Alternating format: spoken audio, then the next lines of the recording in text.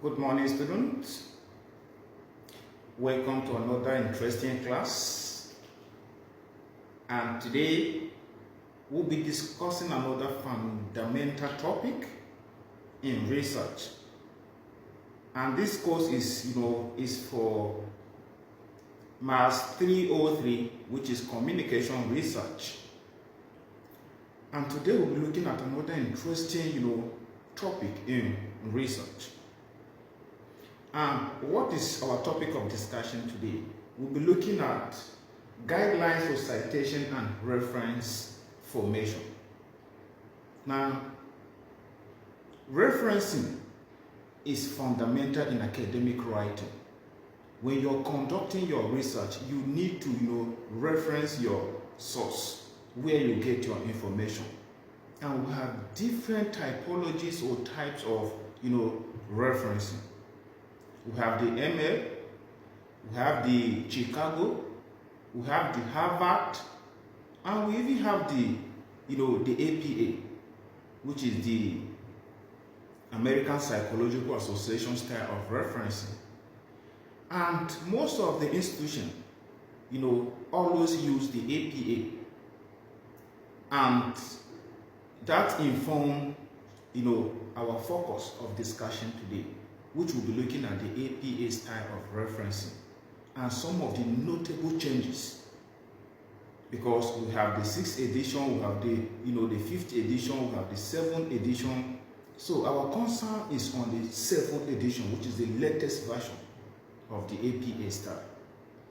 Now, you see, when we talk of referencing, you see the American Psychological Association style provide a foundation for effective scholarly communication because it helps authors to present their ideas in a concise and an organized manner. So excellency in writing is critical for sources in many academic and professional pursuits. An APA style is a set of many academic professional guidelines that guides clear and precise scholarly communication for authors, for students who are undertaking their research, being it an undergraduate, MSc, or PhD student. Now, what are the notable changes in the 7th edition of the APA style? We are going to briefly look at some of these notable changes in the APA style of referencing. Now, the first change in the APA style is don't include publisher's location. If you look at the 6th edition, where you provide the publisher's location, but in the 7th edition, don't include the publisher's location. Number 2, shorten intake citation for 3 authors. In the first citation, use ether. In the 6th edition, you list the authors, then subsequently you use ether. But in the 7th edition, in the first citation, use ether if you have more than 2 authors. And we have 2 types of intake citation. We have narrative citation and we have parenthetical citation. At the level of narrative citation, it comes at the beginning of a sentence. For example, according to Owens Ibie 2024. Here, Owens Ibie is the author, while 2024 is the year of that particular work. So it is only the year that will be in a bracket. Then you continue your writing, while the author is outside the bracket. Now, when you come to the parenthetical citation, it comes at the end of a sentence. And here, both the author and the year are in bracket. For example, let's use the same example. Digital communication has become a fundamental aspect of communication in our contemporary society.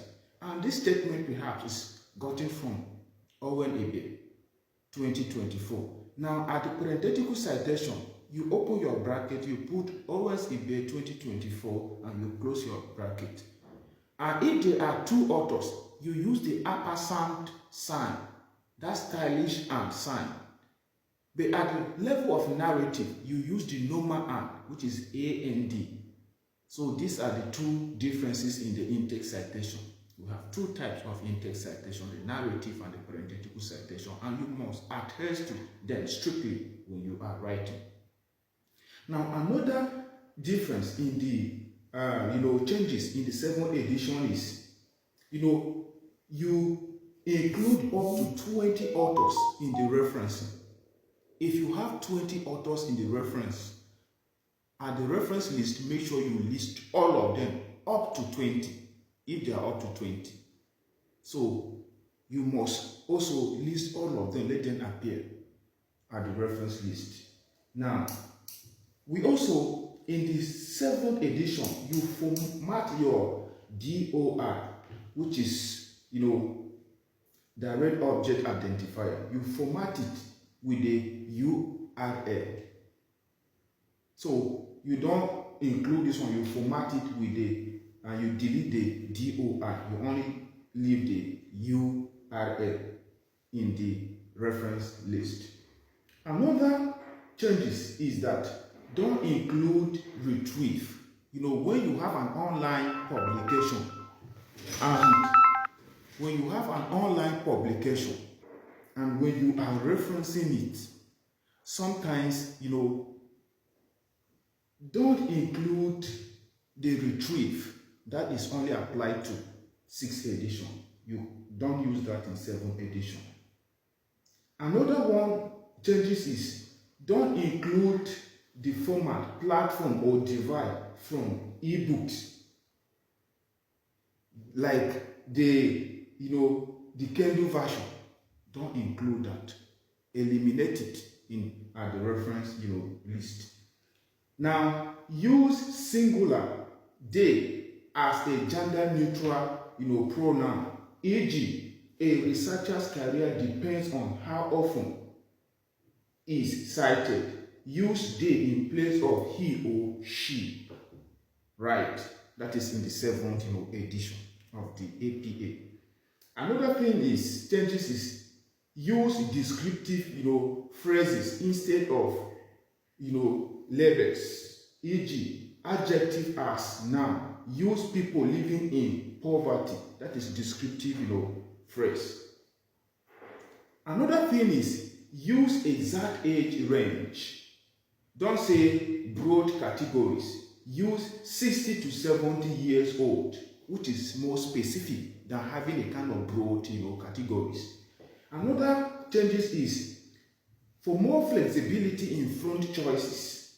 Options include, some of the citation you use, on, decided Times New Roman, which is 12 font size. You use those kind of fonts, and you don't always use other font size. Most of them are like Times New Roman, 12 font size, and others. Then you also use only double quotation marks when you have a direct quotation, and you must include a page number. So when you are writing in academic setting, a research, any scholarly writings require citation, because it shows where you got your information, and it also communicates to audience or readers of that particular work that if they are interested, this is where and how they can be able to get information. But when you don't cite, that is negative stealing of people's idea, and that is an academic fraud. So when you write, you make your citation, you cite where you got your information.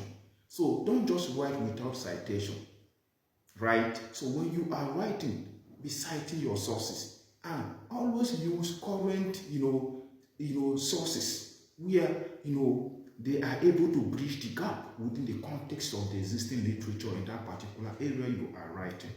So thank you very much for being part of today's class on guidelines for referencing. Thank you very much, and hope to see you next time. Thank you for being part of today's class.